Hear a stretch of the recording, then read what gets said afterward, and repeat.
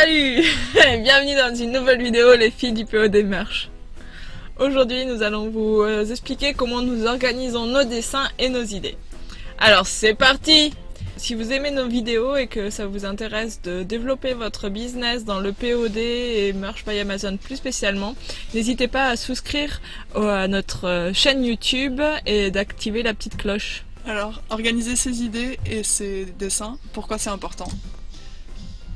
Tout d'abord, c'est le centre de votre business, c'est vraiment votre cœur de métier, donc oui, c'est super important.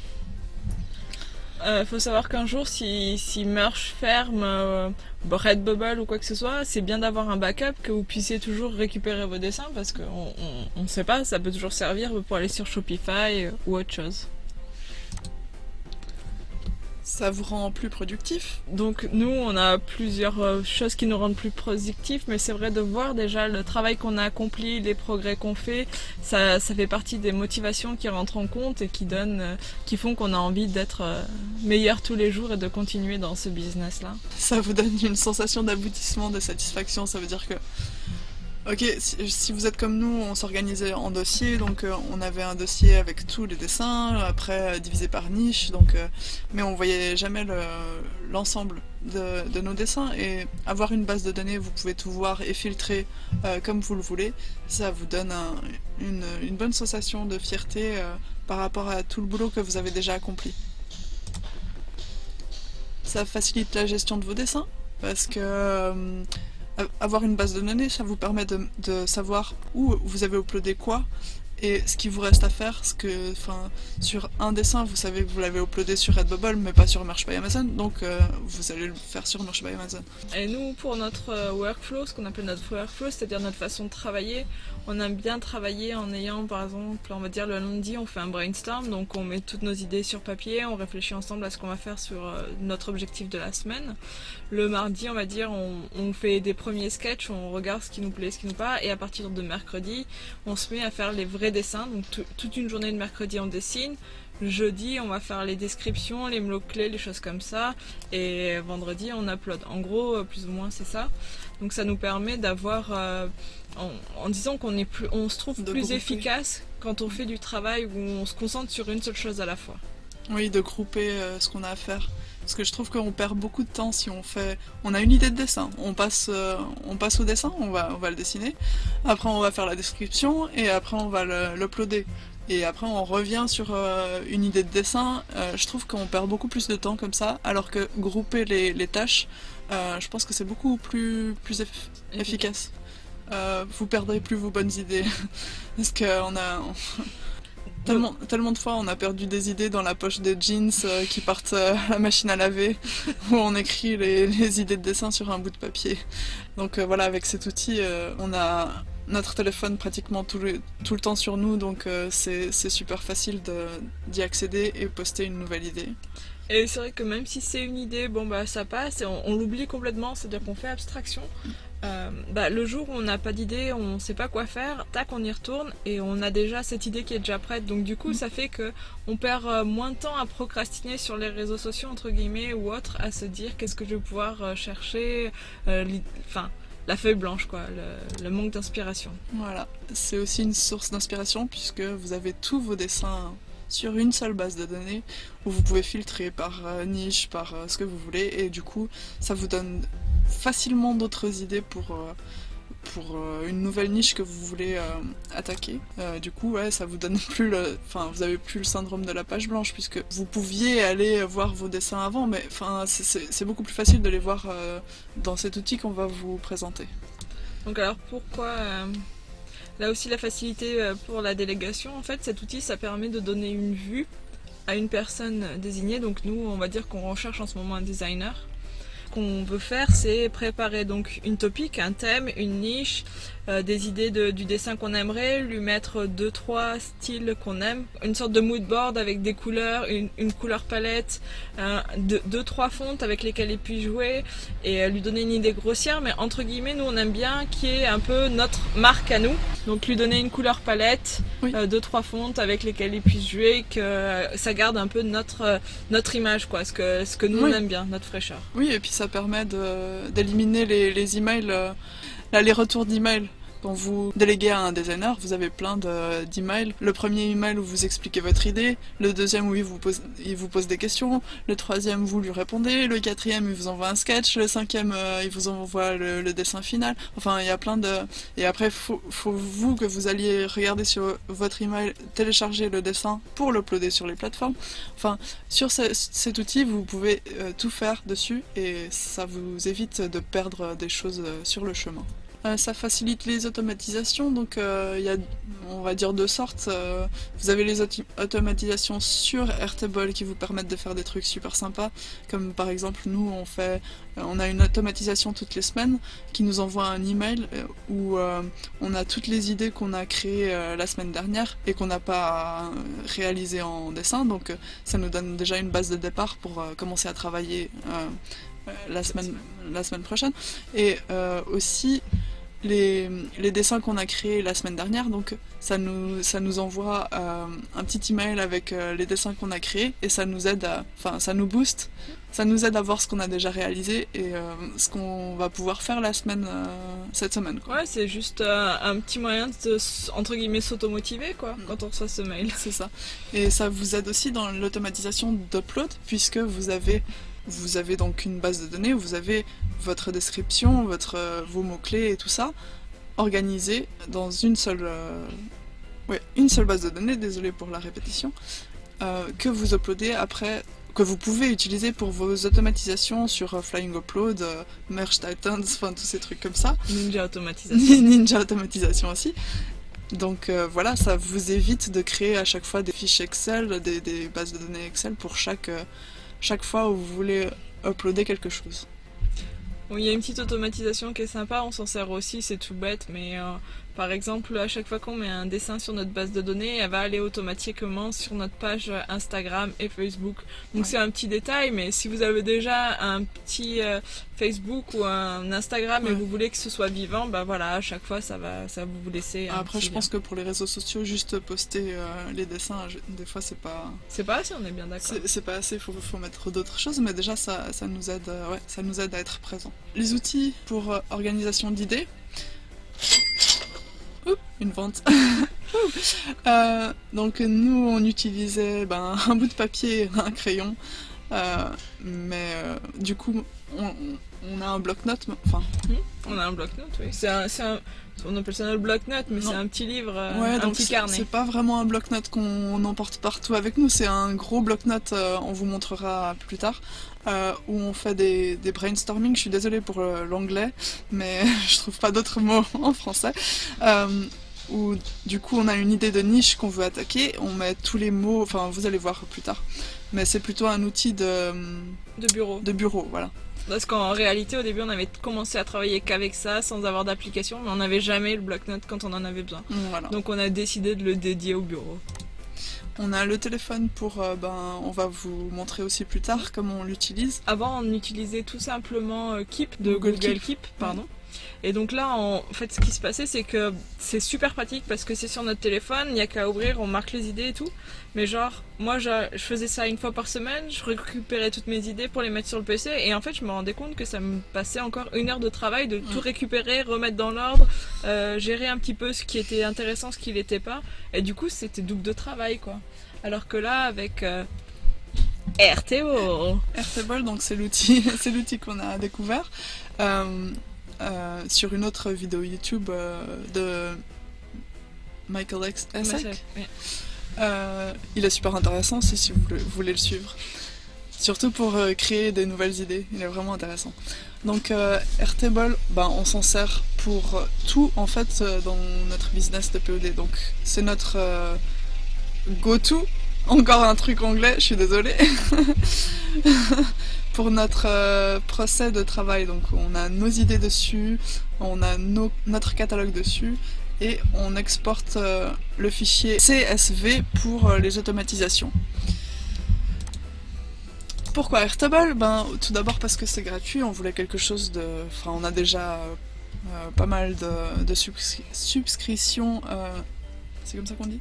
On a pas mal de choses qu'on paye, donc on voulait chaque mois. Donc là, on avait dit, on essaie d'abord de trouver quelque chose de gratuit. Si on trouve quelque chose de gratuit qui nous convient, c'est parfait. Puis si on trouve pas, on cherchera dans les payants. Mais s'il y a des choses de gratuit qui sont bien, let's go. Donc c'est gratuit jusqu'à un certain niveau de stockage. Et vous avez certaines views qui sont juste où vous devez payer, oui, au format payant. Mais vous pouvez vraiment faire ça gratuitement au moins au début. C'est-à-dire que nous, pour l'instant, on a plus de 200 dessins et on est toujours en version gratuite, donc c'est quand même assez intéressant. Après, ce qui est bien aussi avec Airtable, c'est que à chaque fois on upload un dessin sur le cloud, donc ça nous fait un backup de nos dessins. Et c'est pas négligeable. En plus, c'est quelque chose qu'on peut accéder de PC, de la tablette iPad, de notre téléphone Android ou de notre téléphone Mac, enfin Apple. Donc c'est vraiment... Puis si un jour on est en panne de PC et qu'on en loue un ou qu'on va dans un cybercafé parce qu'on a besoin d'un PC, on a toujours possibilité d'y accéder, quoi. C'est ça.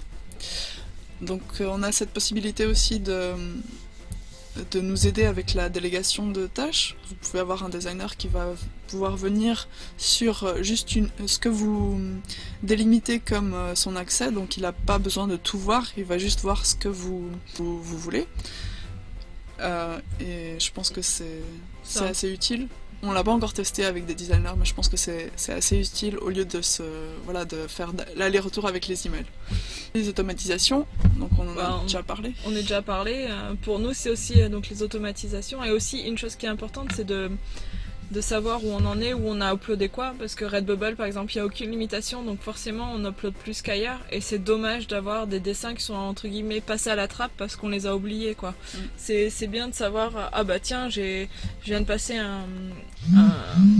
un palier sur Merge. Bah voilà, j'ai des dessins qui sont déjà prêts à passer, quoi. On va se retrouver sur Airtable, donc ça c'est la vision que vous avez quand vous créez une base.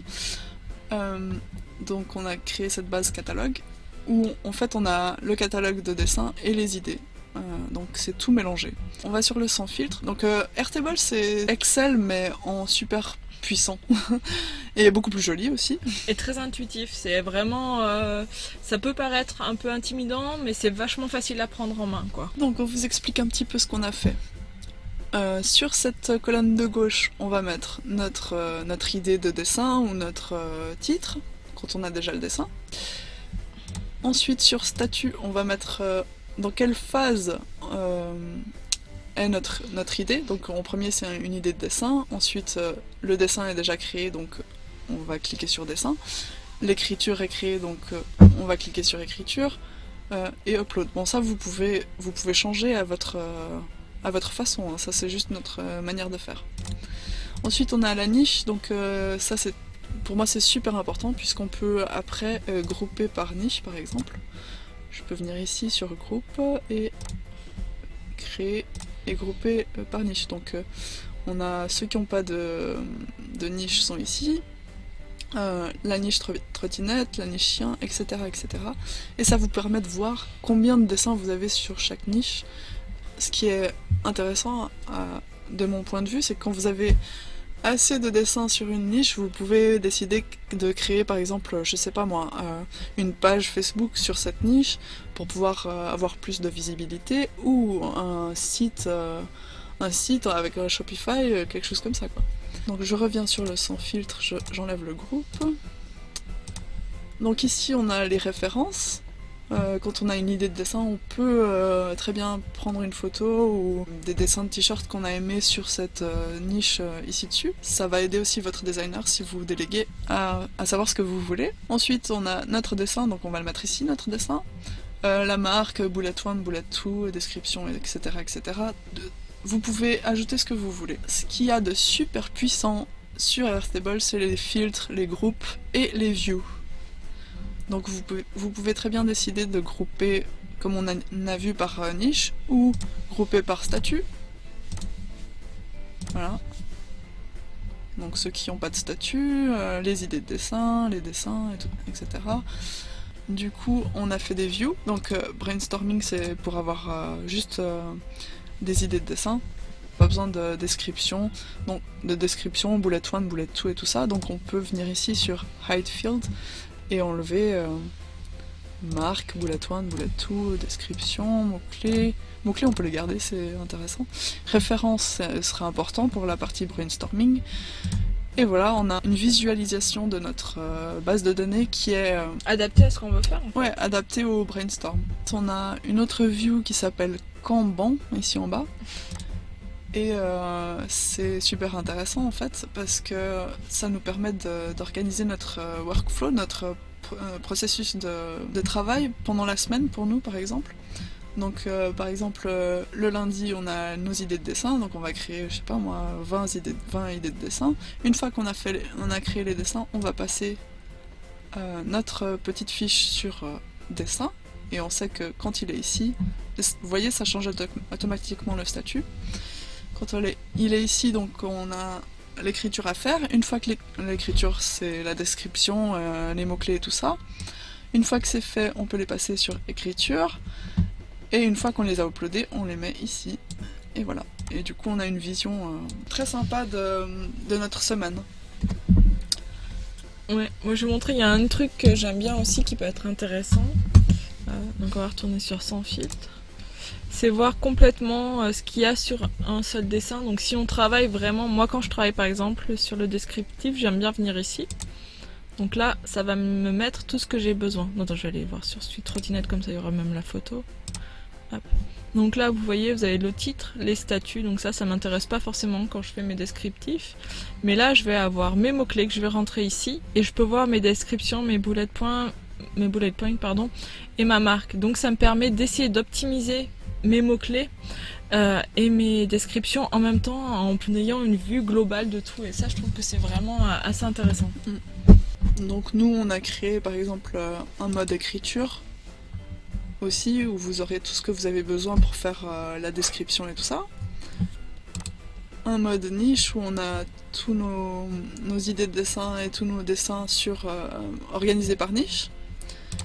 Notre view catalogue où on a juste le titre, enfin ça c'est juste pour voir de manière générale qu'est-ce qu'on a fait. Et ça c'était juste pour voir ce que c'était, mais pour moi c'est pas très intéressant. Donc imaginez par exemple que vous voulez uploader ça sur Merge Titan, votre programme d'upload.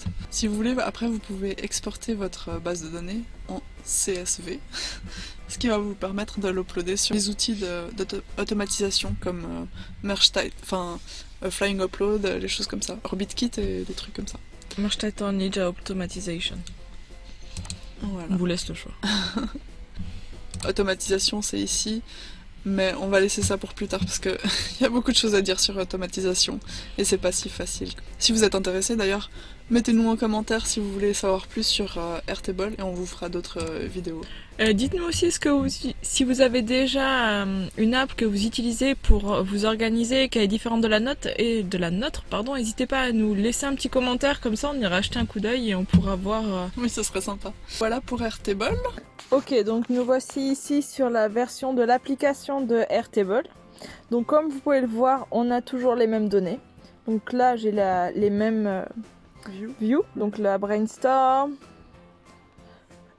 écriture, workflow, niche, galerie, là exactement la même chose. Donc en fait moi ce que je fais c'est que je suis toujours sur sans filtre.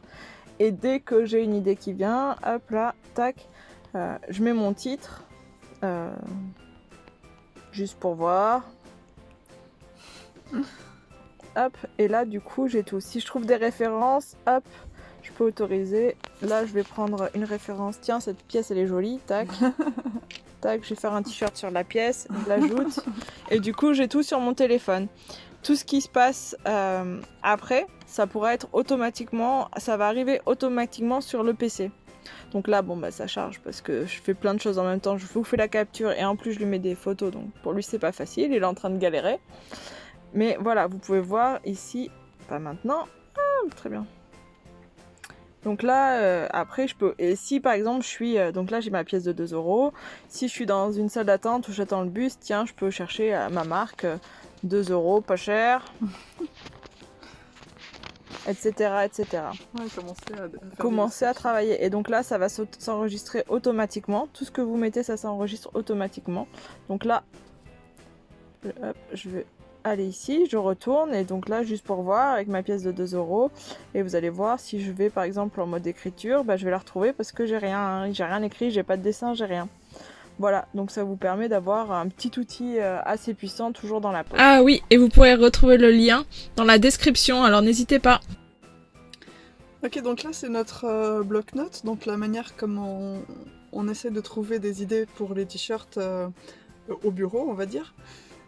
Et on commence toujours par écrire des mots relationnés avec la niche. Donc là, c'est la niche de Noël. Donc on a Père Noël, Mère Noël, cadeau, enfin tout ce qui nous vient à la tête, c'est un brainstorming. Des adjectifs relationnés avec cette niche, des verbes, des endroits, par exemple endroit c'est cheminée, table de Noël, des trucs comme ça, qui vont nous aider peut-être à avoir des idées pour les t-shirts ou d'autres choses. Là, sur Noël, ce serait plutôt des cartes de Noël, des choses comme ça. Et du coup, après, on fait un tout petit carré avec notre idée qui va être sélectionné ou non pour faire un t-shirt ou pour être publié, quoi. Ouais, c'est vraiment des sketchs de base, hein. C'est la base d'une idée, comment on pense le faire, si c'est que de l'écriture ou avec un peu de graphique, et ce qui peut être drôle, quoi. On espère que cette vidéo vous a plu, surtout si elle vous plaît, comme d'habitude, n'hésitez pas à vous inscrire et à activer la petite cloche pour ne plus louper aucune de nos vidéos. Allez, à la semaine prochaine! À plus!